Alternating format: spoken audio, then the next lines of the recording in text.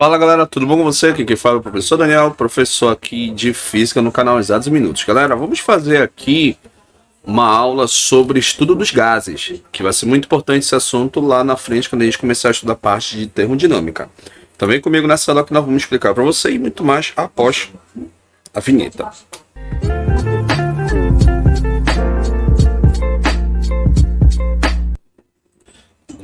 Então assim galera, já colocamos para você aqui algumas anotações que são importantes para o estudo aqui. Uma delas, o gás ele vai apresentar baixa densidade, tá? O gás também ele pode sofrer expansão, né? E ele pode sofrer compressão. Então essa expansão e compressão está associada à parte de volume que esse gás até então ele vai sofrer, só que isso em pequenas pressões.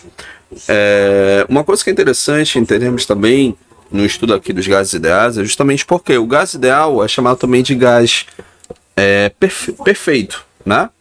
E uma coisa que é interessante também entendermos que na situação real, o gás, para que você possa estudar o gás real, você tem que se aproximar muito dessas particularidades do gás ideal, tá? Uma coisa que é interessante também, que colocamos aqui para você aqui na nossa tela, que o gás ele vai sofrer algumas variáveis de estado, ou seja, quando nós estudarmos três formas de transformações, então vai acontecer a pressão constante, volume constante e temperatura constante, ou seja, chamamos isso de variável de estado de um gás. Então, ou seja, o gás ele pode sofrer, né? São três variáveis. O que vai acontecer? Uma vai ficar constante, enquanto que as outras duas elas vão variar, tá? Variar ou diretamente proporcional em relação à mudança do estado e também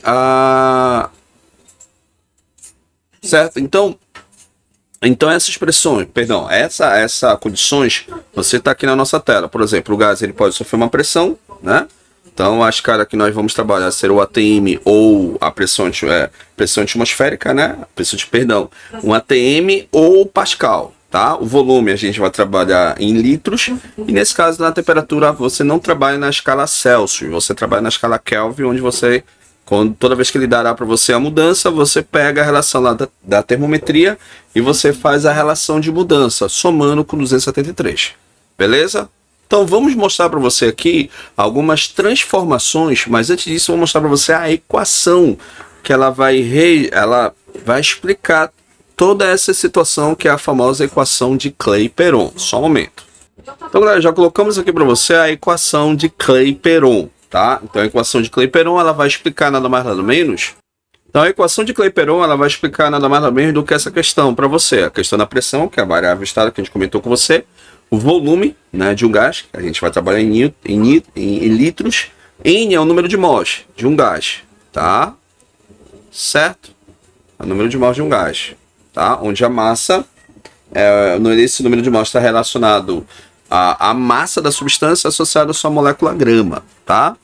Então, aqui esse R aqui é uma constante, né? Uma constante universal dos gases, e o T de temperatura que é dado em Kelvin. Então, se você descrever aqui esse valor aqui, esse R, ele vale, não precisa você decorar, porque isso vem nos exercícios. Então, vale 0,082 ATM, tá? Litros por mol e da escala absoluta na escala Kelvin, tá?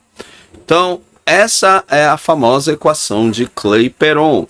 Essa fórmula de Clapeyron é importante para que você possa entender legal o estudo dos gases. A partir de agora, quando você estiver relacionando a mudança de estado, então você sempre vai analisar essa mudança de estado, né? Do P1, V1, T1 igual a P2, V2 e T2. A partir de agora, estudaremos a mudança, tá, que vai ocorrer nas três variáveis, como a gente comentou com você. Uma vai ficar constante, enquanto que as outras duas elas irão variar. Então vamos estudar aqui primeiramente a transformação que nós chamamos de transformação isobárica. Tá?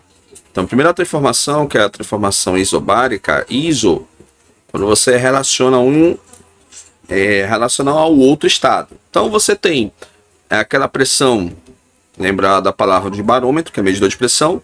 Então onde você tem que a pressão ela vai ser constante, né? Pressão constante, e como a pressão ela é constante, o que vai acontecer? Eu vou relacionar que o volume ele vai ser diretamente ligado à fase inicial, e a fase inicial em relação à temperatura, ou seja, aumenta a temperatura do gás, seu volume aumenta. Se o gás, nesse caso, ele diminui, seu volume e sua temperatura diminui. Então, ou seja, volume e temperatura é diretamente proporcional. Aumenta o volume, aumenta a temperatura. Diminui o volume, diminui a temperatura. Então, um está relacionado ao outro. Aumenta uma e a outra aumenta diretamente proporcional, tá? Então, essa lei é chamada de lei de Charlie, tá? Tá certo? Então, a lei de Charlie, ela é caracterizada através desse método. O gráfico que representa a mudança isobárica é aquela mudança que vai ocorrer entre o volume e a temperatura, sendo que na escala Kelvin, tá? Não trabalha-se a escala na escala Celsius, tá certo? Então vamos colocar aqui volume e temperatura. Você tem aqui a pressão atmosférica, tá? Onde você tem volume 1 relacionado à temperatura 1.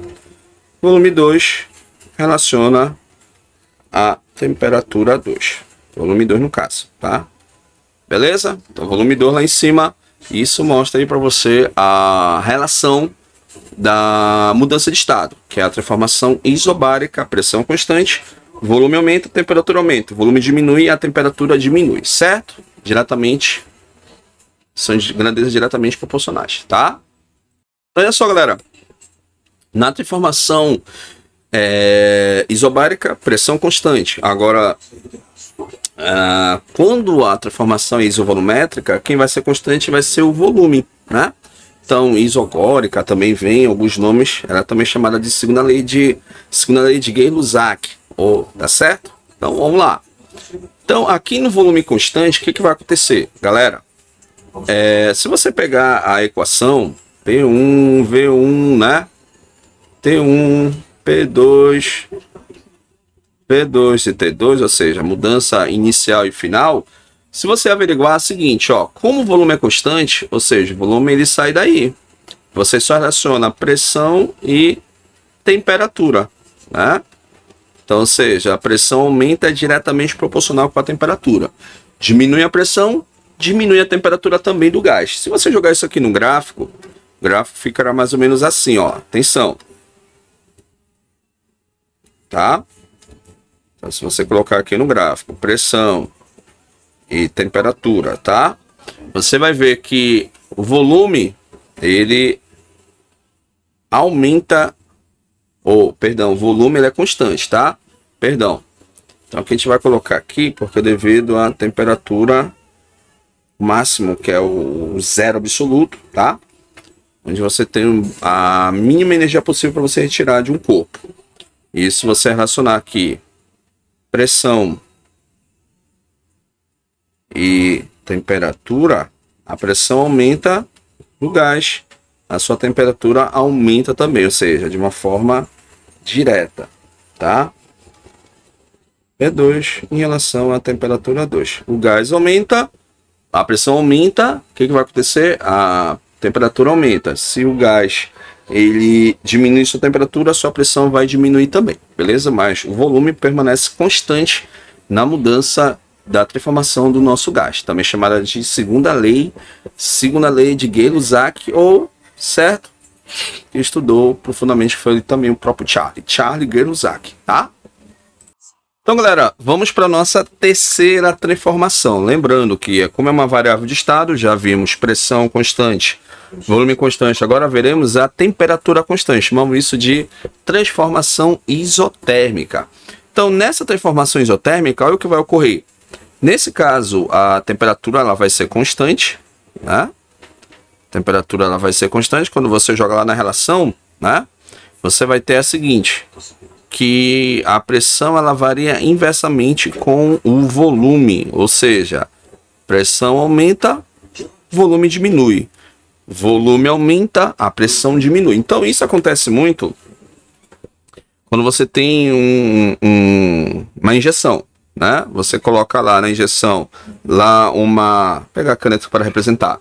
Então lá na ponta você veda Então, de acordo com que você vai aplicando força sobre o êmbolo vai gerando pressão. Lembra que força gera pressão, que nós estudamos isso na pressão mecânica. Então, a pressão, quando você aplica, o que vai acontecendo? O volume do gás ele vai diminuindo. Vamos representar como fosse a nossa canetinha. Vou mudar aqui de tela para ficar melhor. Então, imagine que você tem aqui, né? Você vai aplicando, a pressão ela vai o volume vai diminuindo e a pressão ela vai aumentando. Por quê? Porque você está reduzindo o volume. Então, pressão e volume, a grandeza, elas são inversamente proporcionais, ou seja, aumenta o volume, diminui a pressão. Aumenta a pressão, o volume ele diminui. Tanto que nesse gráfico aqui, um gráfico especial, que é um gráfico de natureza, é uma curva, tá? Então, como é uma curva, você chama ela de uma hipérbole equilátero. Você tem aqui, né, pressão. É o único momento, se você analisou, que vai ser uma curva, vai ser justamente uma isotérmica. Olhou a isotérmica, você já sabe que mais ou menos aqui é assim, ó, é uma curva, tá? E a pressão, ela diminui inversamente proporcional em relação ao volume, tá? Aumenta uma, outra diminui, tá? Tá certo? Tranquilo, galera? Então vamos colocar aqui as grandezas físicas aqui envolvidas, tá bom? Nós já colocamos para você aqui num gráfico aqui de uma isotérmica, onde você tem a pressão, né? A pressão ela vai diminuindo de acordo com o volume, ele vai aumentando, tá? Nesse caso do gás. Não esquecendo que pressão e volume são grandezas inversamente proporcionais. Uma aumenta e a outra diminui, tá? Então, o único momento que, se você analisar aqui na nossa aula, é o único momento que que existe uma grandeza inversamente proporcional. Onde que ocorre? Quando ocorre que a temperatura é constante. Nas outras, na isobárica e na isovolumétrica, ou isocórica, como vocês queiram, as grandezas são diretamente proporcionais. Nesse caso, na formação do gás. Tá bom, galera? Então, essa foi a nossa aula de estudo dos gases, tá? Falando sobre introdução, equação de Clapeyron e as transformações gasosas que acontecem na questão dos gases, tá? Assista essa aula com calma, tá certo? Fica com Deus e até a próxima aula, que nós vamos falar sobre trabalho de um gás, onde você vai ver e vai aprender a calcular a partir da área da figura que vai ser representada no gráfico, tá certo? São 3 situações que nós iremos abordar. A questão quando você acaba calculando a área através de um equilátero, de um quadrilátero, perdão, ou vai ser um triângulo ou vai ser um trapézio, beleza? Então, aguardo você na próxima aula. Fica com Deus e até a próxima, galera. Tchau, tchau.